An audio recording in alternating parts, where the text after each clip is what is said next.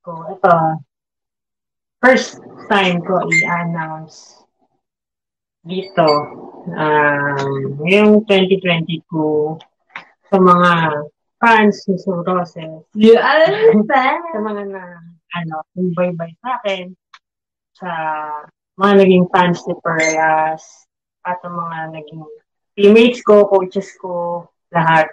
Lahat naman nakakilala sa akin. Yun, ngayong 2022, I've decided to retire. Yun, happy naman ako na pinag-isipan ko na rin yun last year pa, bago mag-end yung year. Napag-isipan ko na siya, and yun, I've decided to retire na. So, wala na ba kami Sa paglalaro. Mm. So, ngayong year and sa mga susunod na taon, hindi nyo na ako makikita sa loob ng playing court. Saan na namin makikita? Bukod sa bahay. So, hopefully, gusto ko sana, yun nga, ma-share ko naman yung, kasi na-share ko na yung experience and talent ko sa mga teammates ko. And this year naman, gusto ko naman ma-share yung lahat ng alam ko sa mga coaches naman. Gusto kong pasukan sana yung pagiging coaching staff. Yan, para matulungan ko naman. And kahit paano, ma-inspire ko pa rin yung mga, kung sino man yung mga players na magiging kasama ko. Yun, ito naman.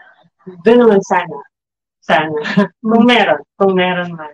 Kaway tayo dito, Joey Gilas. Joey Gilas. For waiting. Open ako. Yeah, sa pagiging coaching staff. Basta ka buong buhay mo kasi naglalaro ka na. Siguro time naman para bigyan mo ng oras.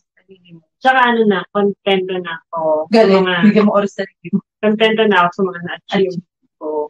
Siguro naman, hindi rin naman yun parang basta-basta lang yung mga na-achieve ko. Diba? Masaya na ako and kontento na ako. And sobrang thankful ko lahat ng mga nakasama.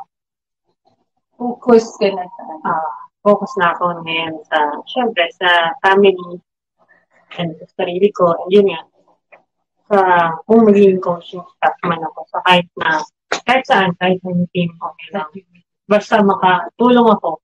Yes. Wala namang lahat ng may tutulong ko ibigay ko as coaching staff na, hindi na as a player.